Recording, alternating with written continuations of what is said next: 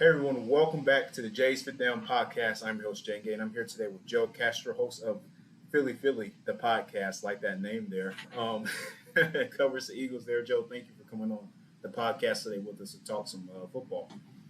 Definitely. My pleasure, man. I'm excited to chop it up. You know, it's been some good times for the Eagles, so you caught me at a good time. So, yeah, I'm definitely ready to talk about the Birds.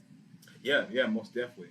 So speaking of the Eagles, everybody knows they had a phenomenal season. Jalen Hurts had a great year, definitely MVP worthy. They go to the Super Bowl, lose in a thriller to the Chiefs, but they made it there. They had a great regular season. And now during the offseason, they've had some subtractions and additions, probably more subtractions. So can you talk about the offseason so far for the Eagles and how that's looked? A lot of Eagles fans, a lot of fans in general knew the Eagles were going to be losing some key pieces just because of the cap space and how our contracts were set up. A lot of one-year deals, a lot of expiring contracts. We lost some key players. There's no real way around it. Obviously, losing a safety in Chauncey Gardner-Johnson, linebacker. Two of them. You lose two linebackers, two starting linebackers. You lose Javon Hargrave. There's so much turnover, especially on the defensive side. But reverse on the opposite side of that, you do have the offense, which is still outside of the loss of a Miles Sanders and a Isaac Seumalo, who are big losses in their own right. That offense is kind of solidified for the foreseeable future. Obviously, Jalen Hurts is now going to be probably the next contract announced, but it seems like the Eagles were ready for this turnover, and it seems like they knew what direction they wanted to go in, obviously already signing 12 people to kind of fill in those holes. And while they're not top tier players or top end players, they are guys that have played in this league and definitely offer some versatility and upside. So it's going to be all about the draft, obviously continuing to do that. But I think that the Eagles have done more than I think a lot of Eagles fans even expected us to do, especially with the cap situation. We go in there, we are able to sign 12 players, and not just that, we now have more cap space than we even started the offseason with somehow, obviously some restructures in there, some reworking of deals. But as Eagles fans, there's reason to be excited about this offseason, and I don't think that it was a major breakdown like some pundits may try to make it look like. Yeah, I agree. Yeah, I mean, you mentioned, defensively losing guys like Hargrave and Gardner-Johnson, two very key players to that formidable defense from a season ago for Philly, and now, but they did get Darius Slay back. So talk about how big that is for that secondary, being able to bring him back, because it looked like he was about to skip town there for a second, but they were able to reel him back in. So talk about how huge that is to bring him back to that defense. Yeah, I mean, Darius Slay, obviously at the age, it's one of those things that it's kind of like there's going to be a decline at some point. Some people get upset about the second half of his last season, but I think he's played well, especially since he's been a Philadelphia Eagle. I think he's been very solid for us. I think that it's very connected to the Chauncey Gardner situation. Obviously, Darius Slay's cap number at the beginning of the season was like $20+ million. That wasn't something the Eagles were willing to really pay. I think everybody saw some type of move happening. Now, when it became we're going to release you, we're going to allow you to seek a trade, that was kind of out of nowhere for a lot of Eagles fans. We thought that would kind of solve itself. But I think once Chauncey Gardner-Johnson was no longer an option for the Eagles, and kudos to Howie Roseman and his staff for doing this, I think that they were able to kind of switch gears very quickly and focus on at least keeping some type of, consistency, congruency, whatever you want to call it, in that secondary, and you're able to bring back not just a Darius Slay but a Bradbury. So I think it's huge. You obviously, Darius Slay is a leader in the locker room, on the field, and fans love him. So I think it's big in all those regards, but it was big also just to be able to kind of keep your guys somewhat together. Losing Bradbury might have been a little bit more malleable if you had a starting safety. Right now, we're starting to kind of worry who's going to be that second guy. We feel good about Reed. So I think that it was very connected, but I think it was big. I think it was very big for the Eagles to be able to bring Slay back. Yeah, I think so as well. Darius Slay was, he's always been a very decorated corner in this league. I don't think he gets enough recognition for that. He's been a top player in this league since he's came in to the NFL. And when he went to Philly, I was like, oh, man, that is huge, man. They got themselves a good player after he left Detroit. So But yeah, now talk about this, man. Who are looking forward to stepping up? This upcoming season. On either side of the ball. Even with some of these additions and subtractions. That you're looking forward to taking that leap up next year for this team. I mean, I think the low hanging fruit are going to be, two guys from Georgia. It's going to be Nakobe Dean and Jordan Davis. Those guys were, and Cam Jurgens, I guess, if he's asked to play right guard. But those guys were first and third picks respectively. So, not respectively. Jordan Davis was first round. Nakobe Dean was third. But those guys were drafted to be starters, and they were drafted, in my opinion, and that's why I said they were ready for this situation. We knew that there was going to be a turnover in the defense, and Nakobe Dean is going to have to really step up. He's going to have to be that guy. I mean, I don't really look at this linebacking core and say, oh, he'll take over, no problem. There's really not that person on this team outside of Nakobe Dean. So we're going to need to see him really step it up. I'll go even deeper and say a Reed Blankenship at the safety spot. We saw some really good football from him when he was able to play, obviously filling in for, Marcus Epps, filling in for Chauncey Gardner-Johnson. But we need to see that for a full 17 game slate. So I think those two are going to be asked to do the most. I think probably the headline, right? The person that everybody's going to be talking about is going to be Jalen Hurts. I mean, he's going to get a bag. He's going to get a huge amount of money. So he's going to have to play up to that contract. So between those three guys, I think those are really what's going to kind of tell us what's going to be happening with the future of the Philadelphia Eagles. I'm looking forward to seeing how that linebacking core plays, especially losing TJ Edwards to the Bears. That's a big hit. But yeah, I mean, Nakobe Dean out of Georgia had a great, rookie season. I expect him to continue to play very well. And Jordan Davis, I'm seeing a lot of Eagles fans pushing for them to go more Georgia players and select Nolan Smith in the draft, but that in a second. But yeah, so I think it's huge. Real quick here, man. Now moving on from the players to more so the staff and personnel. With the coaching staff, Shane Steichen and Jonathan Gannon both move on to be head coach. It was coming at some point, especially with the way their units played this year. So, is that gonna play a big part, in the Eagles, future? I mean, how big is that going to be of an impact losing those guys? I think offensively, while Shane Steichen was a big part of what we did, obviously he called plays and everything. He was a big part of this offense, and I don't want to minimize his impact on this team. But I think that we were ready for that, and I think that this offense is realistically ran through Nick Sirianni. I think he's the guy that kind of pushes the button. So, while again, I don't want to minimize, what Shane Steichen did while here, I do think that it will be a smooth transition, especially with a guy like Brian Johnson that, is comfortable with Hurts. Hurts is comfortable with him. So I don't see really any fall off. If anything, it might get a little better, and again, not any knock towards Shane Steichen. Defensively, it's going to be interesting. Obviously bringing a guy like Sean Desai, he's had a little bit of a stint as a defensive coordinator. There's good things to look at his career. There's definitely some negatives to look at in his career, but I think that we don't have necessarily the talent we had last year, but I do still feel that he has a good squad. So it's going to be interesting. I don't know if we'll get better or if we'll get worse. Statistically, it's going to be hard to really get better. Last year, we did some crazy things as a team, whether looking at sacks, whether looking at us as a pass defense. I think we were top 3 throughout the year. Run defense, we were like top 15, top 16.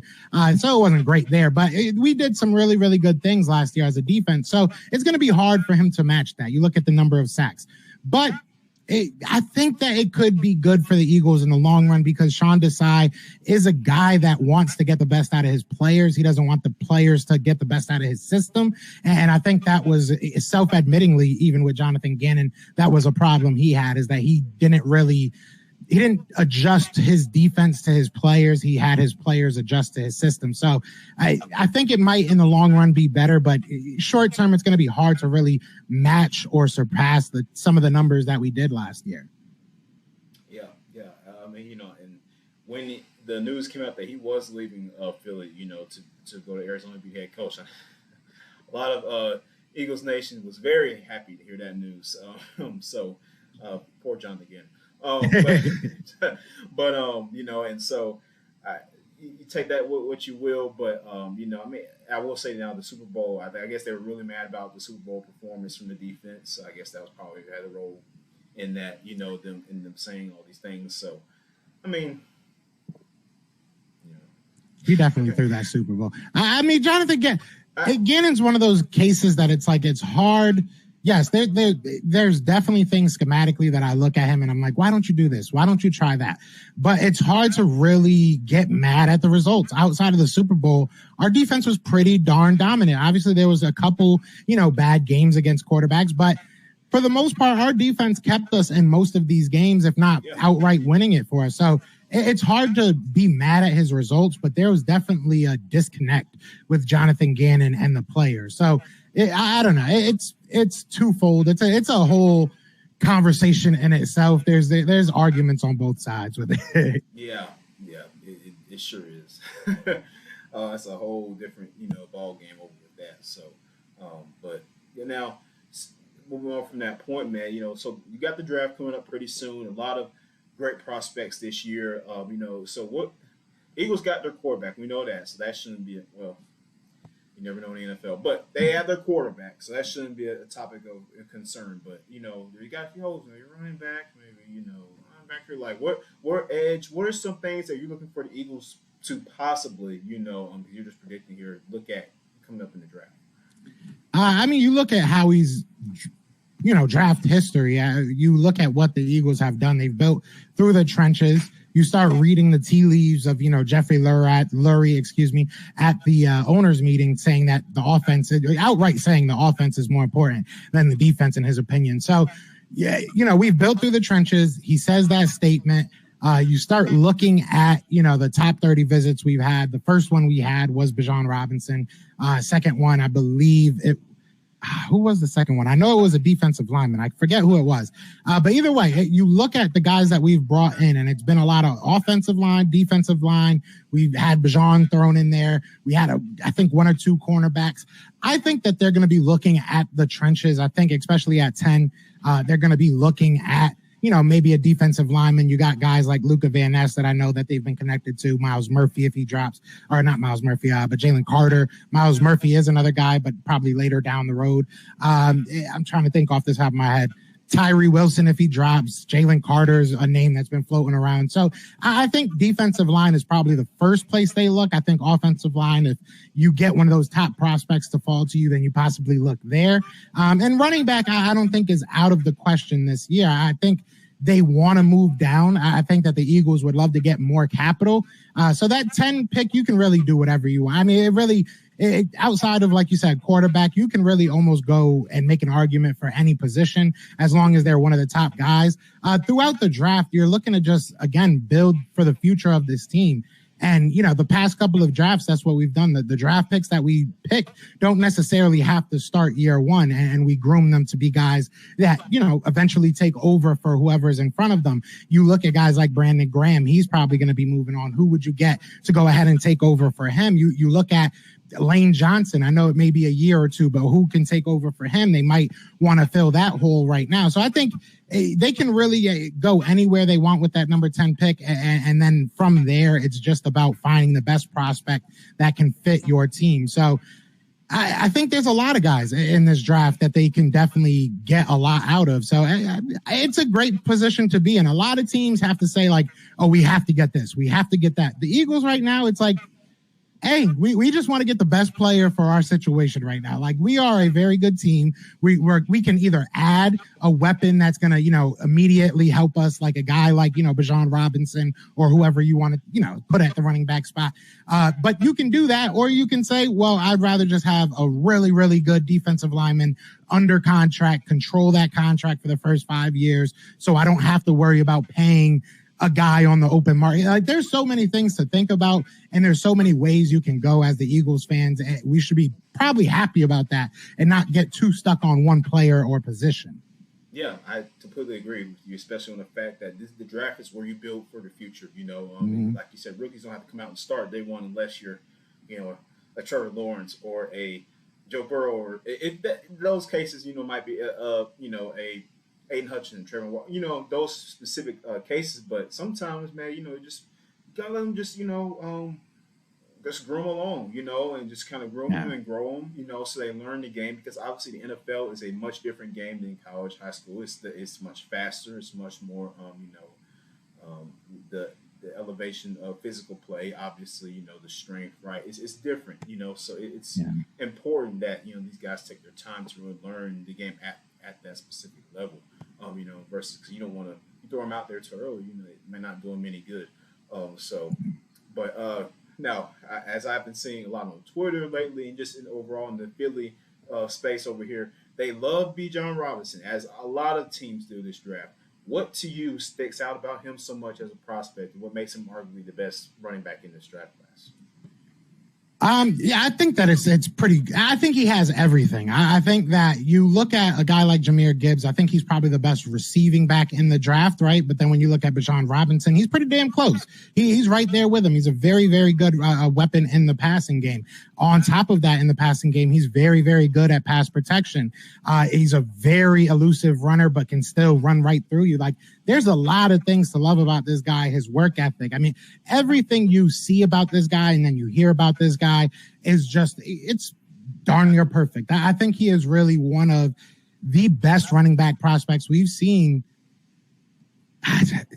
maybe since like a CMC, just like overall, just like all around. He has everything, and he can go in there right now and be one of the top 5-10 running backs in the league for you. Like, I think that he's really there already. It's just something special about him. Like, I can sit here and talk about, his 40 time, his 10 code or whatever. You could talk about all this little stuff, and it's like, yeah, but when you watch him play, it's just something different. You know what I'm saying? And it's just, it definitely differentiates him from the rest of this class. But I will say, I'm one of those Eagles fans that I'm cool with just with a handful of running backs in this draft. I think that there's a lot of really good running backs in this draft. So if Bijan's not the name that's called, then we get one of these other guys. I'm completely fine with it. But I think talent-wise and just looking at the tape, looking at the player, he's definitely that guy. And he's might be one of those guys, that you're talking about 5-6 years from now that you're like, I can't believe he's still doing this. You know what I'm saying? So I think he's a very, very interesting case, and he's going to make a lot of teams really think about that whole not taking a first round running back. So it's fun to watch him play. I think that I think he's just ready. He's ready to be a dog right now. And in all facets of the game, there's no need for you to ever take him off the field. There's really no weakness, no glaring weakness to his game. So I just think he's just all around that guy. He's all around that good. Yeah, I do too, man. The traits are there, man. Like you say, he's physical. He can pass protect. He's they love this guy. If you could make could you compare him to anybody in the NFL now? Who would you probably compare him to? I would probably say I don't like doing I would probably say maybe a Saquon, I guess. Maybe in the fact that he can kind of do a little bit of everything. Obviously not as strong as a Saquon Barkley, just pure strength. But again, he's a physical runner. He can still get around you. So I think if we're going, to kind of compare top running back prospects, I guess, I would say Saquon is probably a fair comparison. Yeah, I agree. Yeah, I can see those similarities there. Especially with the way the Eagles run their offense. I mean, he would be a good thing. But anyway, moving on from that, we'll see on April 27th, guys. Make sure that you check out the draft there. It's going to be great.